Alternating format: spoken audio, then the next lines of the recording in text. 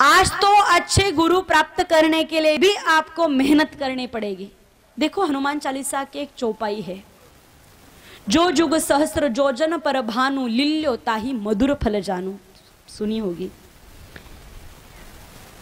जो जुग सहस्र जोजर पर भानु लील्यो ताही मधुर फल जानू, इसका अर्थ क्या बताया जाता है? श्री हनुमान जी महाराज छोटे थे, फिर उनको सुबह सुबह भूख लग गई, लाल लाल चमकने वाला सूर्य भगवान दिख रहे थे, उन्होंने सूर्य भगवान को फल समझ करके उनको खाने के लिए दौड़ लगाई। ऐसा बिल्कुल भी नहीं है, ये बिल्कुल मूर्खता भरी बात है। हकीकत में इसका अर्थ क्या है समझना। लिल्यो, लिल्यो मतलब ले लिया, ताही मतलब उसको, मधुर फल मतलब फल कहते परिणाम को, रिजल्ट को, मधुर मतलब अच्छा। हनुमान जी महाराज ने उनको ले लिया, अच्छा परिणाम, अच्छा रिजल्ट दिलाने वाले जान करके। अर्थात हनुमान जी महाराज ने धरती से सूर्य भगवान की ओर यात्रा की और सूर्य भगवान को उन्होंने अपना गुरु बना लिया। सच्चाई यही है। अगर आप शास्त्र अध्ययन करोगे तो आपको पता चलेगा कि सूर्य नारायण भगवान हनुमान जी महाराज के गुरु है।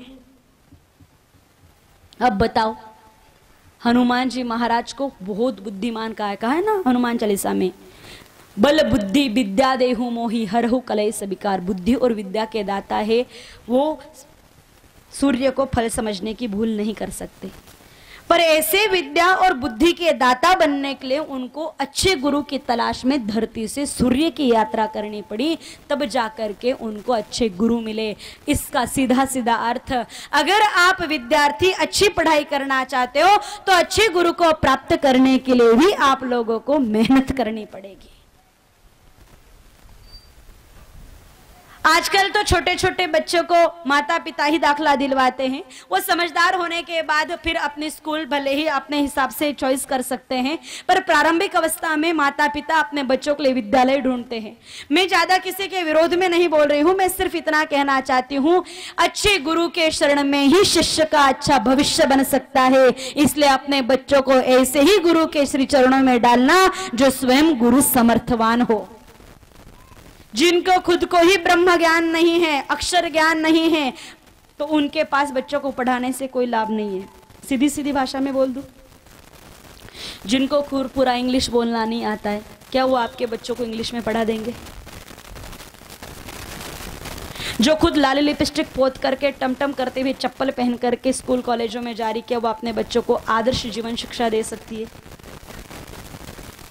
अब आगे मुझे बोलने की जरूरत नहीं है। शिक्षक ऐसे होने चाहिए जिनकी चलन ढलन पर ही बच्चे घायल होकर के उनको अपने जीवन का आदर्श बना ले। इसलिए ऐसे शिक्षक चुनो जो आपके बच्चों के मानसिकता को बदलने की ताकत रखते हैं। अगर उनको गुरु पसंद आएंगे तो उनकी पढ़ाई पसंद आएगी, और जींस टी शर्ट वाले शर्ट वाले ऐसे होंगे तो बच्चे के निगाह में उनके प्रति सम्मान जगेगा ही नहीं, और जब तक वो गुरु को सम्मान देंगे नहीं तब तक पढ़ाई उनके भीतर बैठने वाली